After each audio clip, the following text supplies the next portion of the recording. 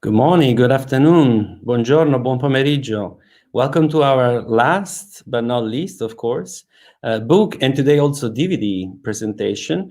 We're very happy that you have followed us for all this week, and we're very happy that you have been following the festival, of course, even in this different way. At the beginning, we were kind of scary a little bit of how it will turn out, but I think it was great, and we hope you have been enjoying, as you will be enjoying the book and the DVD we'll be talking about today. So I would like to ask the author to join us, Barbara Tepa Lupack, who will talk us about a beautiful book. Barbara, can you please, as always, I ask my authors, can you show us the book? Absolutely. Thank you very much. It's also very beautiful. There we are. Yes. Thank you. It's Silent Serial Sensations, the Wharton Brothers, and the Magic of Early Cinema. I am Barbara Tepa Lupack, and I'm a former English professor and academic dean at the State University of New York. I'm the author of a number of books on film adaptation and silent film, including literary adaptations in Black American cinema, from Michelle Morrison, early race filmmaking in America, Richard E. Norman and early race filmmaking, and Silent Serial Sensations, the Wharton Brothers and the Magic of Early Film. Thank you very much for the invitation to be here with you today and for the opportunity to speak to you about the Wharton Brothers' acclaimed silent serial sensations. The film careers of brothers Ted and Leo Wharton had almost as many ups and downs, including a few cliffhangers, as the serial pictures for which they are so rightly celebrated. Their best and most productive years were between 1913 and 1919, and they were spent in Ithaca, New York, where the brothers established their own independent studio, Wharton Incorporated. The choice of that location was pure luck. In late 1912, Ted, who was then working as a director for S&A in Chicago, had traveled to Ithaca to shoot footage of a football game between Cornell University and Penn State. Impressed by the architecture of that campus and the scenic wonders of that area, Ted returned to S&A's Chicago headquarters and pressed the company to establish a temporary New York studio. S&A agreed, and the following summer, Ted returned to Ithaca with a full company of actors and a cast that included the studio's biggest star, Francis X. Bushman, for a very successful summer's worth of shooting. But after that summer, when S&A reversed itself and decided against establishing a permanent New York studio, Ted resigned his lucrative contract and moved to Ithaca on his own to open his own independent production studio there. Since most early filmmaking at the time was clustered around Chicago, New York, and Southern California, it was a risky move, but one that Ted believed was worth taking. Joining him was his brother Leo, himself a former performer and an experienced director at Pathé. After forming a top-notch acting company headed by Thurlow Bergen and Elsie Esmond, the Whartons quickly distinguished themselves with technically sophisticated films, such as A Prince of India, which culminated in a daring one-take stunt in which a trolley car plunged from a bridge into the gorge below. It was the next year, however, that brought the most dramatic changes to the Whartons' fledgling operation. Early in 1915, William Randolph Hearst, the newspaper tycoon turned movie producer, approached the brothers with an offer to collaborate on a new serial film. Hearst, who had financed the 1914 landmark Pathé Hearst serial The Perils of Pauline, wanted a quality picture that would give his star Pearl White an exciting encore, and he knew the Whartons could produce it. So he was prepared to devote his vast wealth and the enormous resources of his print empire to make the picture and to mount an extensive publicity campaign to support it. The Whartons, in turn, recognized that the association with Hearst Enterprise was an unparalleled opportunity to move into serial production. By the mid-1910s, serial pictures had expanded movie attendance by women who began filling the theaters to be entertained, as well as uplifted by the new woman-type heroines who appeared on screen. Those heroines, independent modern women whose presence reverberated throughout the culture, were redefining notions of womanhood, and nowhere was their impact greater than in cinema. Consequently, almost every major studio was engaged in or planning new serial productions, often with catchy alliterative titles such as Lucille Love, The Hazards of Helen, and Dolly of the Dailies. None, though, made a bigger splash than the Hearst-financed Wharton-produced The Exploits of Elaine in 1914-1915, which contemporary trade journals lauded for its unprecedented million-dollar box office earnings. Reigning serial queen Pearl White starred as the intrepid eponymous heroine Elaine Dodge, who was devoted to tracking down her father's murderer. The series introduced cinema's first forensic detective, Dr. Craig Kennedy, who was played by Arnold Daly, a character type that we widely imitated for decades to come, as well as film's first faceless killer, the mysterious Clutching Hand, whose identity is not revealed until the final episode. Elaine's adventures so thrilled and titillated viewers that it spawned not one but two sequels, The New Exploits of Elaine and The Romance of Elaine, both in 1915, which set another cinematic precedent by employing plot events that revolved around possession of a newly invented weapon, in this case, a supercharged torpedo, the first of many such powerful devices whose plans or prototypes would thereafter be coveted by almost all serial villains. That same year, 1915, the Whartons also acquired a permanent studio. Formerly an amusement park, the studio site was ideal for filming both indoor and outdoor scenes and for production and editing, and it gave the brothers the space they sorely needed and the opportunity to expand their operation. Almost immediately, they began production of several new serials, including the groundbreaking The Mysteries of Myra in 1916, the earliest production to introduce actual occult and magical practices, including demon spirits, thought monsters, suspended animation, and astral projection, which was accomplished by special lighting and red hand tinting of prints to create an authentic supernatural atmosphere. Subsequent productions, including Beatrice Fairfax in 1916, about a female Hearst newspaper columnist who solves mysteries and even murders, and in which, by the way, Hearst made a cameo appearance, and Patria, 1917, a preparedness serial starring the popular Irene Castle that was intended to ready Americans for inevitable entry into World War I, confirmed the Whartons' reputation as masters of the serial format. But problems soon erupted. While the Whartons enjoyed Hearst's financial support, they bristled at his increasing demands for last-minute screen changes, refusal to pay for costly reshoots, and incessant meddling. So in 1917, they severed ties with him. But it quickly became clear that the brothers, who were far better filmmakers than businessmen, had made a mistake. Chronic money problems kept driving them to the brink of bankruptcy. Their first independently produced feature film, The Great White Trail in 1917, a sentimentalized story of love, loss, and redemption in the Arctic, brought them some much-needed but temporary financial relief. Using Trail's profits, they pressed forward with The Eagle's Eye in 1918, an ambitious 20-part serial based on actual stories of German espionage, scripted by retired Chief of the U.S. Secret Service William Flynn. Although suspenseful and well-crafted, this serial was a box office failure. In the wake of the armistice, war pictures had apparently lost their appeal. By spring of 1919, with their studio in foreclosure, their personal finances in shambles, and their once close relationship fractured, the brothers parted ways. Leo headed west to Texas, where he assumed a position as Director General of San Antonio Motion Pictures that was headed by Macklin Arbuckle.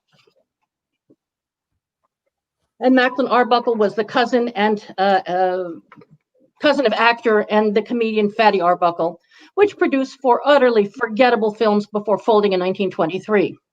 Not long afterward, Leo left the business.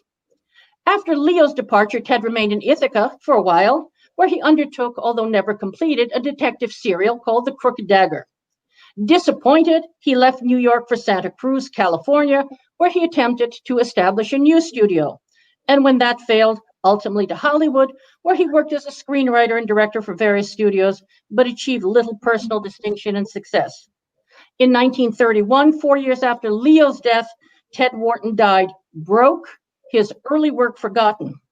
In fact, as Variety noted, he was buried through the charity, the Motion Picture Relief Fund, surely an ignominious end for such an accomplished industry pioneer. The brothers' tenure as independent film producers in Ithaca, though short-lived between 1913 and 1919, was nonetheless remarkable.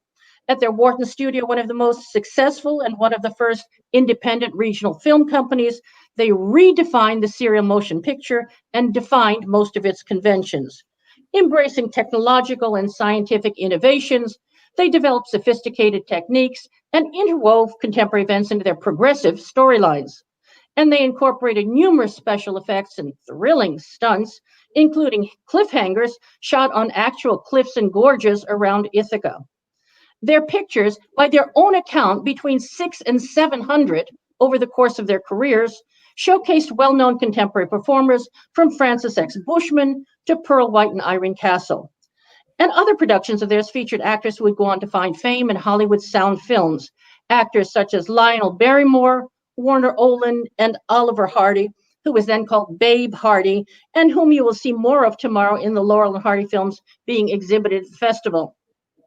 Sadly, the advent of sound production in the late 1920s not only marked the beginning of a new chapter in the history of cinema, but also seemed to turn the page on the Whartons. Yet the impact of these prolific filmmakers on their fellow silent film producers and their profound influence on later genres, from television crime procedurals to sensation-filled cinema blockbusters like the Indiana Jones and Star Wars franchises, is undeniable. Thus, their story is at once a singular portrait of the burgeoning film industry at a critical and transformative point in American social, political, and cultural history, and a snapshot of a magical moment in movie making when the Wharton brothers created their own very special version of Hollywood before there was a Hollywood on the banks of Lake Cayuga in New York State. Thank you very much, and this is the book. There we go. Thank you very much, Barbara. Thank you so much. Big overview there. There is a few questions, but before that, let me ask you. This is the good part of my job. I can be the first one to make questions.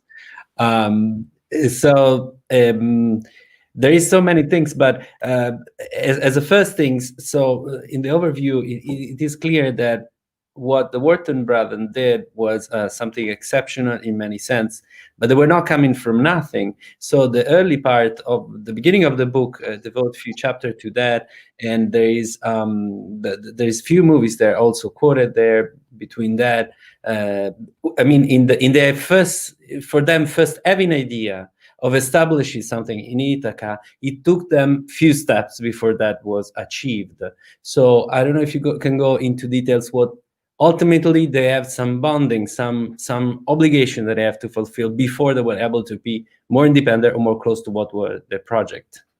Absolutely. Both of them came up more or less the way other directors and producers of their day, like D.W. Griffith and J. Searle Dawley, they came up through performance. They acted on the vaudeville stage and on the legitimate stage, and then they went into the direction of productions, stage productions, theater management, etc.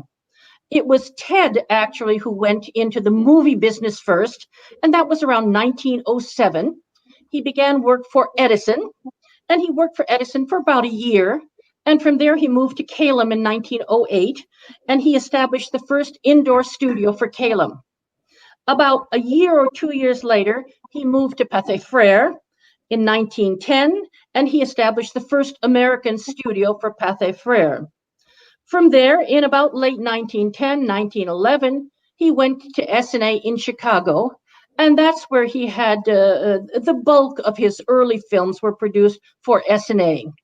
He was, in every sense, a very willing and able director for S&A, and likely would have stayed there had they fulfilled their promise to him of establishing a New York studio. So he was hopeful that he could continue to work for S&A. When they decided against opening that temporary studio and making it a permanent studio, that's when he decided to make the move on his own. And that's when he opened Wharton Inc. in Ithaca, New York. But even before that, the last thing he has to fulfill was an obligation, if I'm not mistaken, with the Buffalo Bill. That's why the name of the chapter, one name of the chapter, is Taming Buffalo Bill. Yes, indeed. Kind of production he was trying to achieve. But please tell our viewers a little bit more about that. Certainly. His final obligation, as you suggested and as you rightly pointed out, is the movie on Buffalo Bill. Buffalo Bill was an iconic American character who, in effect, had tamed the Wild West, and he was the object of tremendous popular fascination. Buffalo Bill, by that point, was already an older man, but he had tried for years and years and years to try to produce a film that would recreate his biggest successes as such on the frontier. And that's exactly what Ted Wharton did. He went to South Dakota, and he went to Wounded Knee, and he went to Buffalo Ridge, and to all of the original sites where Buffalo Bill had fought his famous battles. And he even managed to find people who had worked with Buffalo Bill and fought with him during some of these encounters. And he produced a really, truly an epic film. It ran 8 or 9 reels. It was again recut, and when it was shown in different versions: 6 reels, 7 reels, 8 years. But it was a phenomenal effort and a tremendous production, and it involved thousands of Native Americans and thousands of horses and miles of landscape. So this was an excellent preparation, for working with a difficult personality, which Buffalo Bill was, and also for assuming tremendous responsibility, almost total responsibility, for this extraordinarily high budget for the time film. Yeah, you mentioned that in the chapter very clearly, not only the money, but the forces that were involved. The Buffalo Bill was able to move just to make the movie. Would it drive somebody else crazy? Because, as you were saying, it was not only the movie, it was the personality of, plus putting together and trying to make a movie, which was, if I'm not mistaken, it was in Pine Ridge, South Dakota. That was yes, it was. Yes. At the actual battle sites, he tried to recreate the actual battle sites as fully as he could. And of course, there were the usual problems dealing with that vast amount of people, that vast amount of resources. But there were other problems that they had not anticipated. For example, some of the Native Americans who had appeared in the film were they were not familiar with cinema. And so when they were supposed to be lying dead, they immediately got up and started looking around to see who else was being filmed in that particular scene. But there were also some very hard feelings, because the sentiments of the massacres that had occurred there had not left the psyche or the soul of the Native Americans. So it was at once a deeply religious and spiritual, as well as a social moment for them. Mm-hmm. Absolutely. There was a question before I go into others for me. Are any of the Wharton brothers serial films available on DVD? Yes, they are. As a matter of fact, almost the entirety of Beatrice Fairfax is available, all except for the very first episode. And it's a very interesting story, which I'll make very brief. But Hearst was not happy with the Wharton's production of Beatrice Fairfax. And so he intended to refilm it with his mistress, Marion Davies. And so he gave her all of the reels so that she could keep them and she could review them, and then they could decide how they would produce the film that they were intending to produce. That never happened. But thankfully, for the fact that Marion Davies had them in her possession, all but one of the reels exists today and is available on DVD. Other than that, there are not that many of their serial films that survive. The Exploits of Elaine was very, very popular, both in this country and abroad.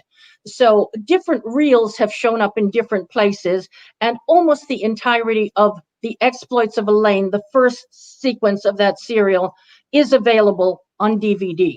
As for the New Exploits of Elaine and the Romance of Elaine, nothing survives there. For Mysteries of Myra, there are 4 reels of the film that are available, and available also on DVD, but they are not complete.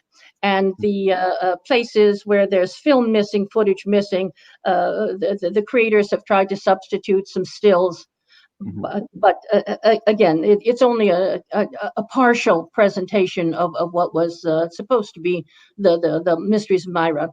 In terms of the Eagle's Eye, the final serial, nothing of that survives. As for Patria, again, there's the odd reel that survives, not in its entirety. But even those occasional reels give you a very, very good sense of what they were trying to do.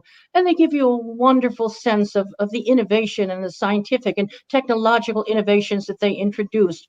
For example, the way that they built miniature villages on with homes and stores on the lakes, on the lake shore of Lake Cayuga, and then they exploded it as part of the war scene. And then, of course, Ted Wharton used incredible red tinting to suggest the fires that erupt during the explosions. So again, even those limited reels that are available to us today, except for the entirety of Beatrice Fairfax, give us a very good clue to the kinds of filmmakers and the progressive filmmakers and the innovative filmmakers that they really were. Yeah, in that sense, you have mentioned a few times, but I would like maybe to talk a little bit more.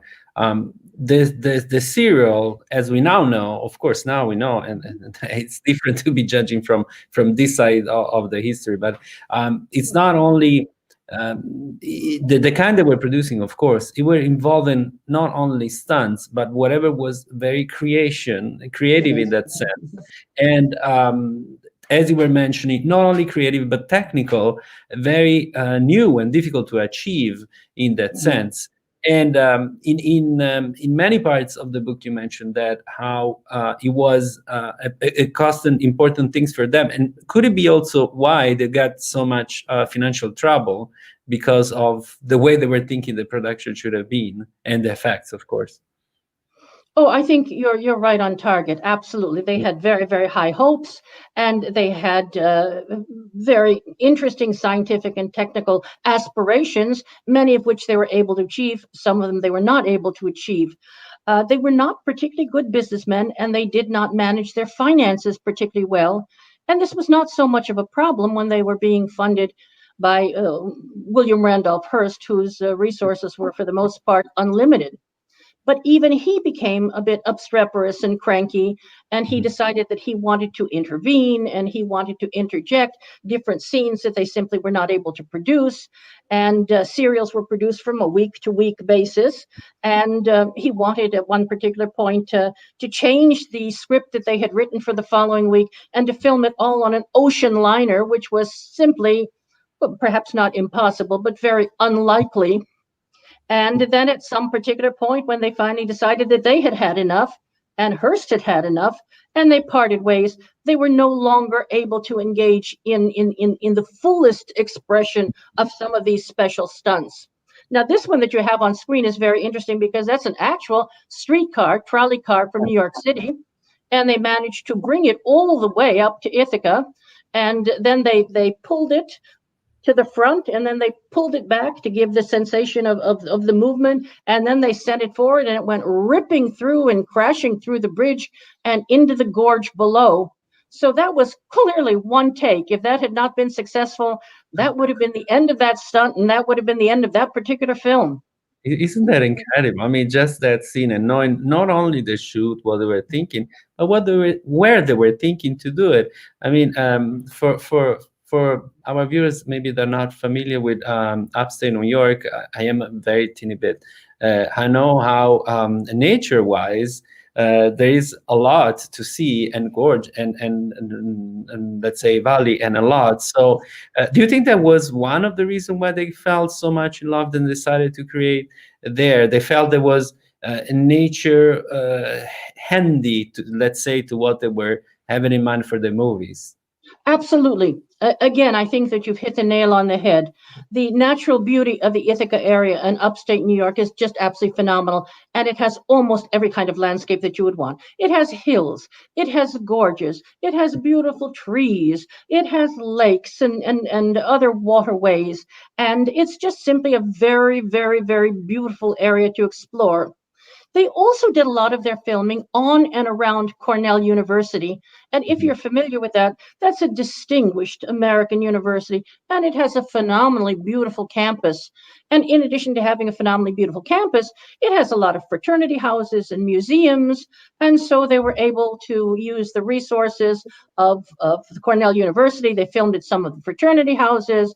They turned the fraternity houses into the grand homes that were part of the setting of their films. But also, they had the resource of the Cornell students. It was a very international student body. And so when they were filming scenes that had a Chinese background, they were able to use the Asian students who were enrolled at Cornell, and they were always very, very anxious to appear. There were also several reservations with Native Americans nearby. So whenever they needed Native Americans for the scene, they would pay a group of Native Americans to come, 15, 20, 30, sometimes as many as 50, and perform in their native costumes. And so again, they had the authenticity. At the same time, they had the availability of this kind of unique resources that very few other filmmakers, especially not working within a small regional studio such as theirs, had access to. Yeah, so it's great. As I said, the book series, many points I would say that will make us even clear not only of the special uniquity of what they were doing and what they were producing, but also the content, as you were mentioning then at the beginning of the book. There is a map, also the studio location. So it's kind of clear.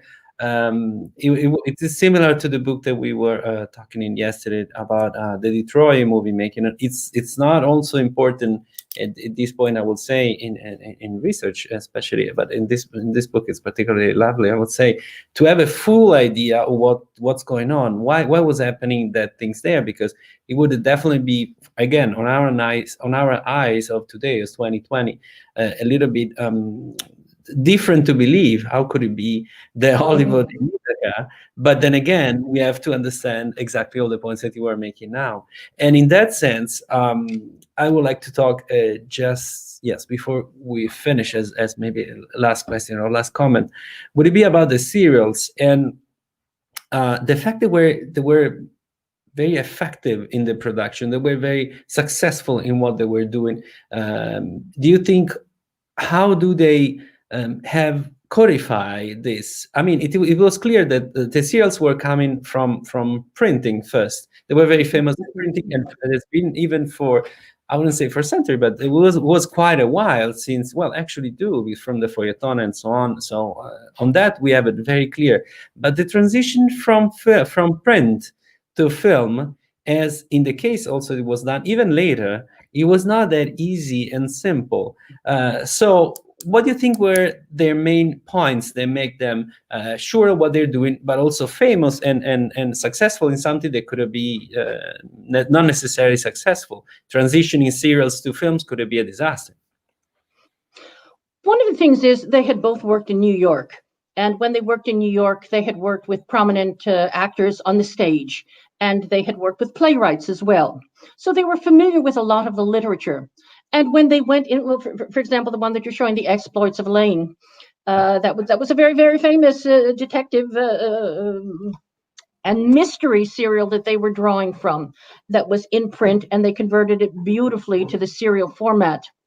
But I think one of the things is they really had a sense of what the audience wanted. They knew what grabbed the audience in literature, and they tried to convey that same essence into their film.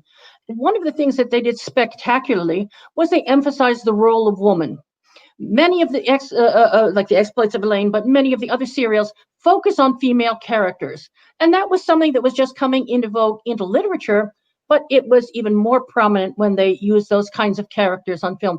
I would just want to add, when you were talking about the fact that they used the resources of Ithaca, there's some wonderful, funny stories attached to it. Many of the residents of Ithaca, for example, didn't realize at times that when they were filming downtown, that the robbers that they were seeing escaping the bank weren't real robbers. And at other times, they shocked the community because they imported skunks for one of the scenes, and the skunks got loose in town and literally raised an enormous stink throughout the town. So there was again this wonderful interaction between the members of the community and the members of the cast and the crew. And by the way, the cast oftentimes lived in town, interacted with the locals, went to their dances, performed little skits, and in every way tried to become part of the community for the weeks that they were there. Wow, that's incredible. I mean, the stories you're telling, and on that we have a question. I think our last question: how much documentation survives? Production documents, letters, and like.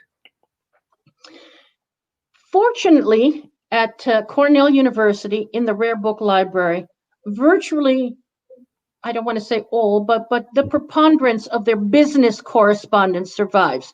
So that's dry reading, but it does give us some sense of the background.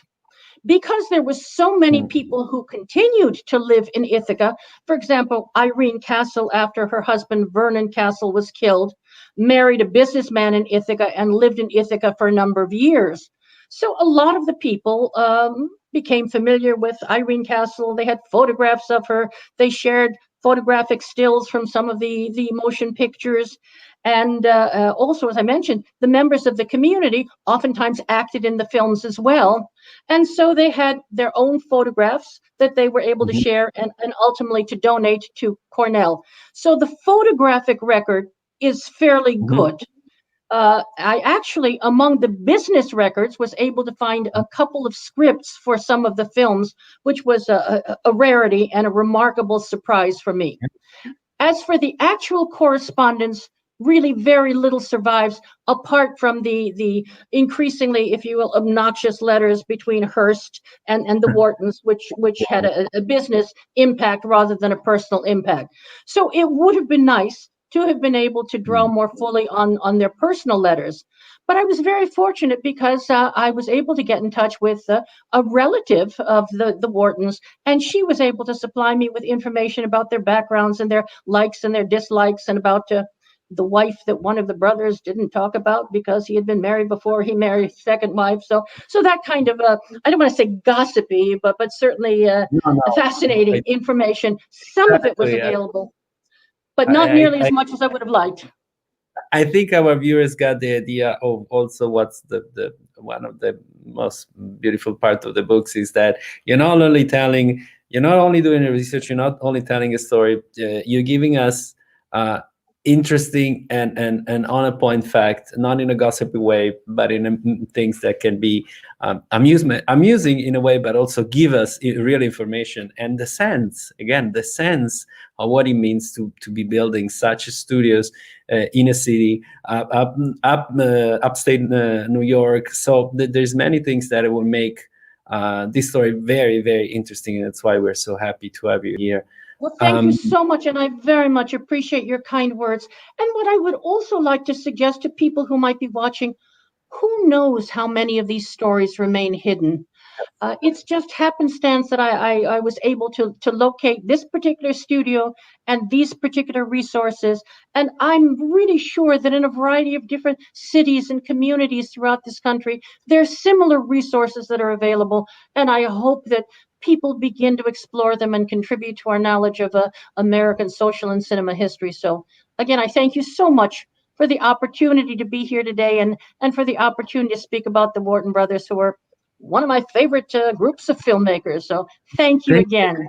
Thank you, Barbara, also because what you just said exactly connect what Richard Abel said, that he decided to work on Detroit. He decided to work to another aspect of another part of the U.S., which is different to what everybody thinks. And we definitely hope that it will encourage more to come. So we want to thank you again for being part of the festival. Can you show the book again, which is always lovely to see? Thank you. Thank you. There we are. Perfect. Silent Serial Sensations. Thank you very much, Barbara. Thank you for your time. Thank you so much. Thank you. And we hope to see you as all our guests next year in Pordenone as well. Thank you. I hope so as well. Again, thank you so very, very much. Thanks again. Now we would just move to the last presentation, which is not a book presentation, where we'll be talking about movies. That's, of course, not a surprise, but we'll be talking about DVDs and streaming and a lot of things that are inside these two little words. So I would like Ned Thanhouser to please join us. Thank you, Ned. Thank you for being with us today. To see you, and again, my great thanks to you and Jay and the rest of the team, and Marco for having me on. It's been great. Thank you so much. Thank you for coming again. And why do we want you again then? Not only because we like what you said, we did, as a lot of people did, but you have something to present us. But before that, as I was saying, this is definitely the first time we're going to do the book presentation like this. And since we're reaching to hopefully, and I think, new public, could you please tell us what you do and why you're here? Yeah, well, as most people probably know, I'm the great-grandson of Edwin and Gertrude Thanhouser, who were co-founders of the Thanhouser Studio in New Rochelle, New York. It was incorporated in 1909, and its first release was in 1910, March of 1910, and produced over 1,000 films that went into worldwide distribution through 1917. And when I discovered my first surviving Thanhouser film in 1986, it's kind of become my mission to go find other surviving films. The first film I found was Dr. Jekyll and Mr. Hyde. And I rented a movie theater here in Portland, and my sisters came out because none of us had seen any of the Thanhouser footage. My father had told me that Edwin burned all the films, and he did. He burned all the negatives. He didn't think they were worth keeping. But of course, every negative made 30 or 40 prints that went into distribution. And those prints are what survive in archives around the globe. And since that time in 1986, I've been chasing down surviving material and created a database of surviving prints. Right now, I think there's over 220 prints that are known. Some are dupe titles, like Dr. Jekyll and Mr. Hyde has 8 copies at different archives. But my goal has been to make those available without having to have people travel to the archives to see them. So as you can tell by what I'm launching this week, this is the latest release of films. This is the DVD collection, volumes 13, 14, and 15, which implies that there are 12 more DVDs ahead of this, which there are, that have there are more to go on that.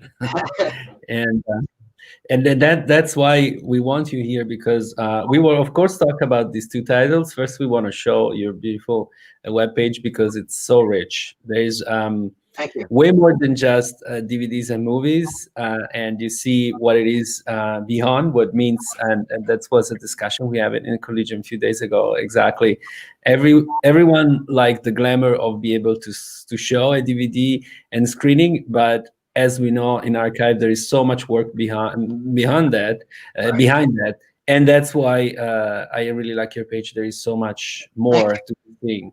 And also, I know that you add the preservation activities, which added what also was all connected to the production that, of course, you take great care of, which means also the poster and all the materials to the production are part of your work. So let's go, though, to the DVDs of today, or then we can add other things for sure. There is so much into it. We were so lucky to be seeing one, which, of course, everybody will remember for how beautiful it was. You're, as with the other DVD and with your collection, you're also working with a lot of other archives. And we see, for example, in the case of one of the Ibsen movie, there are 2 in this, and maybe we can talk about that. That one copy doesn't come from the US, come from Japan, if I'm not mistaken, by Hiroshi Komatsu. Right. So can we talk about, yes, please. Sure. The 2 title films on here, again, the kind of the marquee is the Pillars of Society, which was Thanhouser's first Ibsen film.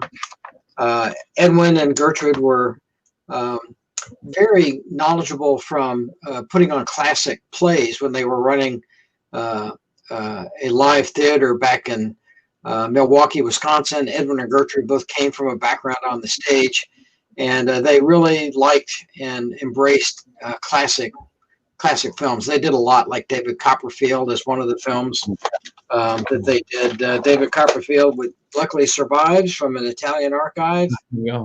So that's a great film.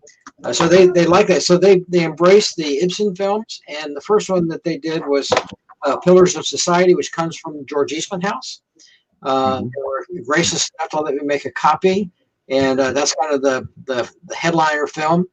And then Hiroshi Komatsu, who I met in Brighton, England, at I think it was an SCMS conference, he had purchased, and of all places, a Paris flea market, 2 35 millimeter nitrate prints back in the 80s. And when he flew back to Japan with these films under his seat, I guess. Hopefully not. They're important today. So he flew back, and then he and I met, and he told me he had this 2 Thanhouser films.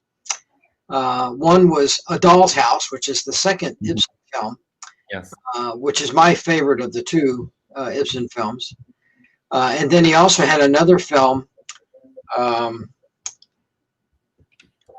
trying to remember the other film right now.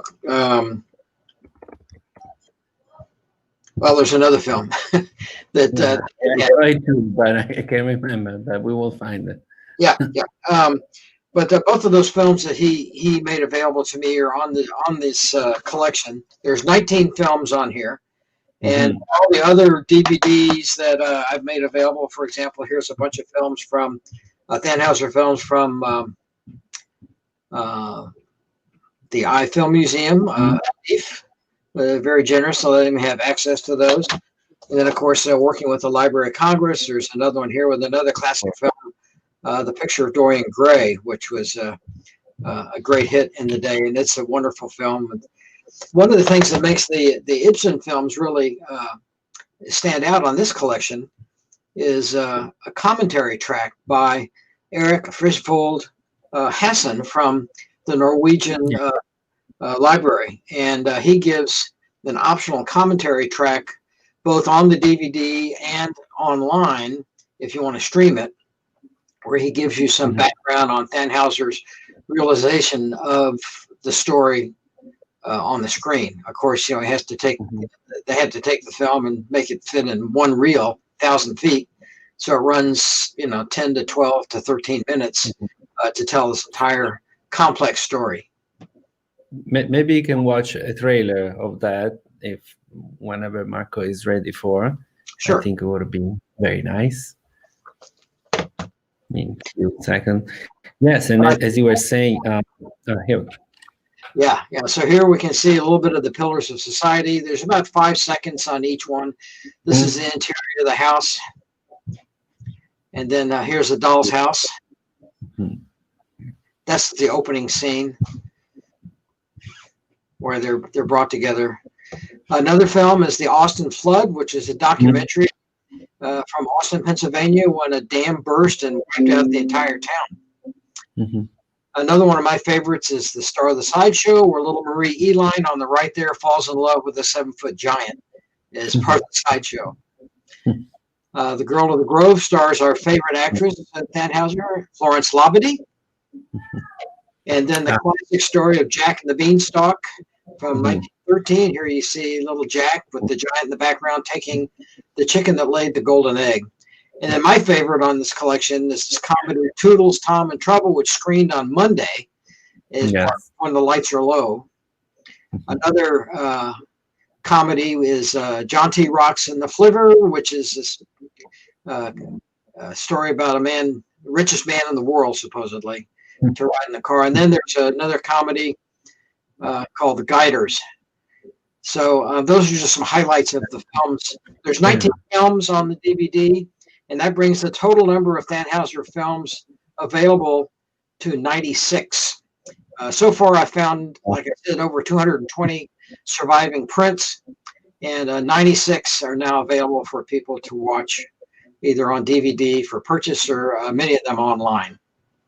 That is great. Let me add about, because we've been talking about the Ibsen, and of course of the highlight, which are great. I would like if you can talk a little bit. You mentioned that when there was a discussion on Monday evening after the movie about the Austin floods, how you it took you time to figure it out, and it's a specifically interesting cases related to the other books will be presented this day. How non-fictional it's coming more and more in wave, although it takes definitely more time to be identified and work with.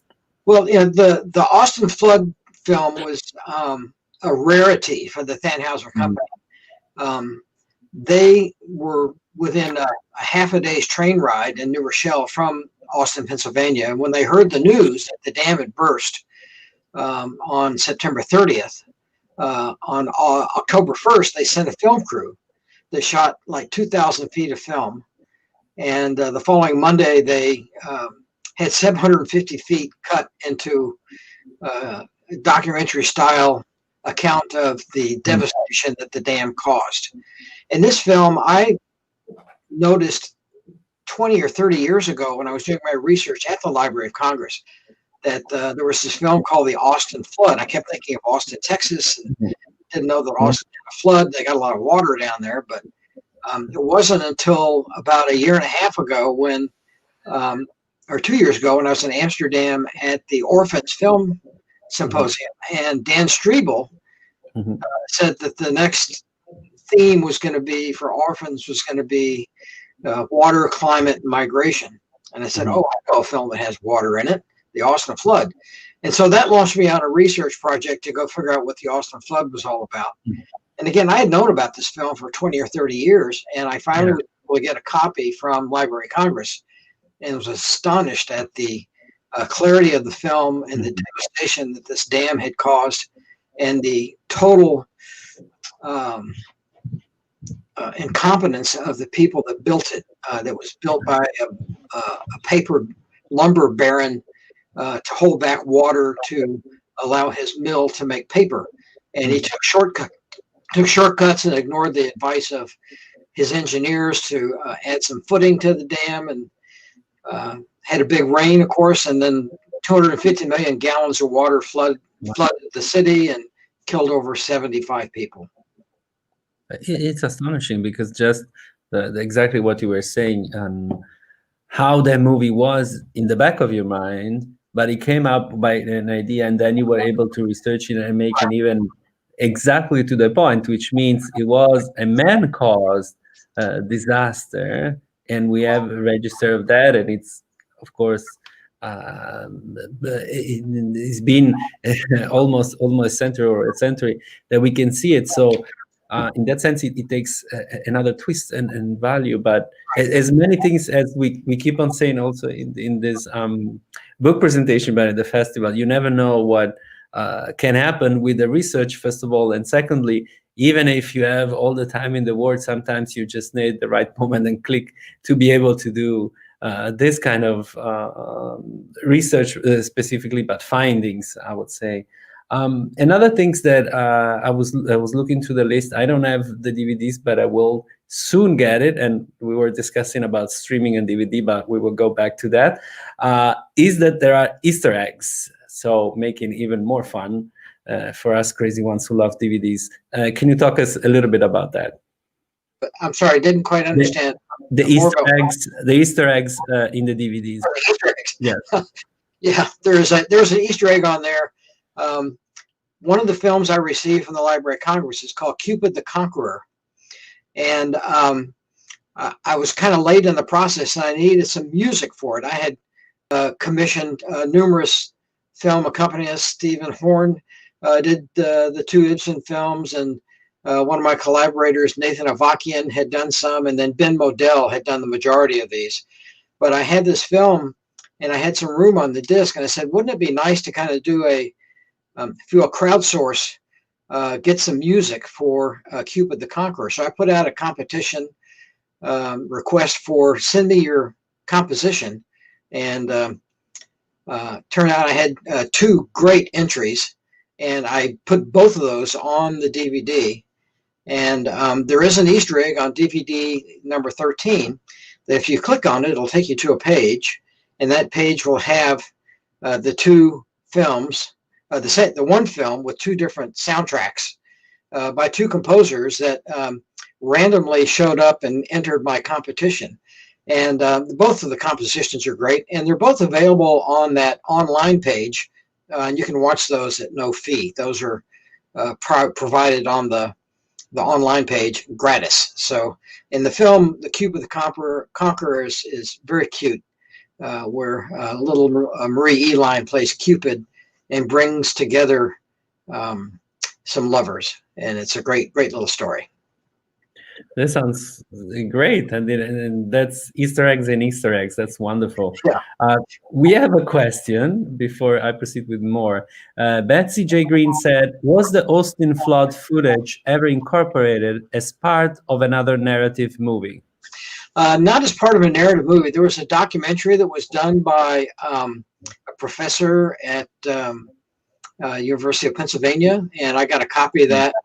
And of all things, Willie Nelson, the musician, is one of the narrators in the film. Oh. And I think that's serendipitous because there was a resident of Austin, Pennsylvania called Willie Nelson, who was unfortunately killed in the flood. But for some reason, they got Willie Nelson to be a narrator on this documentary. So in another documentary, which is kind of long and boring, but it gives all the details more than you want to know about the flood. The film that I have on here, I did an introduction to the Austin Flood Thanhouser film, and that was presented at the Orphan Film Festival this year. So there's a nice little introduction and a history of the Bayless Dam, how it got put in, and why it failed. That is very good. In the meantime, we were talking before offline how why are we presenting today DVDs if these movies are also accessible on stream? And there is a reason for, but well, how about you tell me the story you just told me, which I thought it was great. Sure. Several years ago, I started this project to do DVDs 13, 14, and 15, and I had a whole bunch of material, and was thinking that, you know, with the shift in the world to online access to movies, that the majority of people would now prefer to have online streaming access. But I said, I better test this. So on my Facebook page, on the Thanhouser Facebook page, I put out a survey. You know, they can let you put in surveys so people can vote one way or another. And so I said, would you rather have the next release of Thanhouser films on DVD, or would you rather have it online? And the responses came back basically 50-50. They wanted it on both. So I went ahead and committed to do both the author of the DVDs, as well as put them up behind a paywall to try to recover some of the cost of making these. And so in the past week, the DVDs were launched, or the online streaming version was also launched a week ago Saturday. So it's been out for 6 days. And I've received a lot of orders, several dozen orders, and all the orders but one are for DVD. So people want to have the physical artifact in their hands. So, that's $20 plus shipping. And if you rent it online, it's still $20 for all of them, or you can rent individual films for $1.99. So if you want to watch just the Pillars of Society, you can pay $1.99 and watch that one film. So I think that's great of it. Yeah, that's a great of it, of having the two option. And who are we, to judge the streaming as a festival? Is look what we are doing this year. But that's exactly what I think we've been feeling after this year of the festival.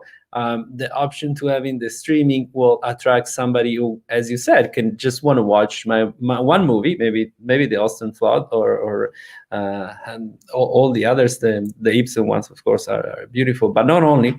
And then again, I think I feel and I talk as the addicted to movies, books, as you can see behind me, and DVDs as objects of art, and also as movie, that we want to have the feeling of that, having all together the collection and deciding not only when we're going to watch what and combine, of course, making our programming. That's the fun of it. And just for us and just for ourselves sometimes. So I thought that it's clearly so interesting that to have so many requests for the DVDs. Yeah, I was surprised as well, because, as you know, the DVD is standard definition television, so it's 480 lines. Mm-hmm. The transfers I received from Library of Congress were done, some were 4K, some were 2K, so they're very high quality. And online films are presented at high definition at 1K. So you can get twice the resolution of the image by watching the films online than you can get on DVD. But again, I think the idea of having the actual artifact on your shelf as a collector item that you can access at any time. Although one of my sons down in California, I said, "Would you like for me to send you a copy of the DVDs because they just released?" He says, "Dad, I don't have a DVD player." So, big consideration about whether or not you have a DVD player. We still have VHS players here, so. Yes, that's another point. I think most of us were very disappointed when Mac decided to make Mac is other computer maker to make it so much fun and so much sleeker and beautiful their computer, but they forgot that we need DVD heavily. So somehow we figure it out, and this where's the Blu-rays as well. So I really encourage everybody to go again to the website, not also for these DVDs release, but also to look in at how much materials you can find. Even if you're looking for stream just one movie, you will have more. And as we screen on Monday, you just have a fraction of the idea what the DVDs contain. Yes, thank you again, Marco. This is so much full of information that goes also beyond what it is only the Thanhouser company. So please, again, use it as a resource in the many possible ways. And for that, I want to really thank Ned to be with us again in the festival and to be presenting this DVD and having, so there's no excuses. There is DVD, there is stream.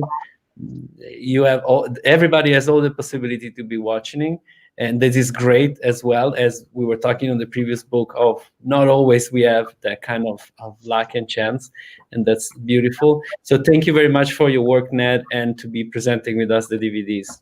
Thank you very much. I appreciate the opportunity to share this, and look forward to answering any questions. There's a contact us link on every page on my website, so if there's questions or comments, please feel free to send me your notes. And again, thank you very much, and I really hope to see you in person next year in Pordenone. Absolutely. We will hope all to be in Pordenone, sharing what Pordenone is, the essence of, and watching more movies and do other beautiful things. Thank you so much, man. Yes, thank you. So as the last things, I just want to thank everybody who was follow us for all this week. We are very happy with the result, and I hope you are as well. Of all the books we've been talking, all the things we've been talking, of course, the festival continue, and we're very happy about that. I particularly want to thank Marco, who has been helping us with the technical part and helping us in this something totally new. And thank all of you for watching and following us from all over. And see you next year. We really, really hope in Pordenone. And if not, anyway, we will find a way. Thank you so much. Goodbye.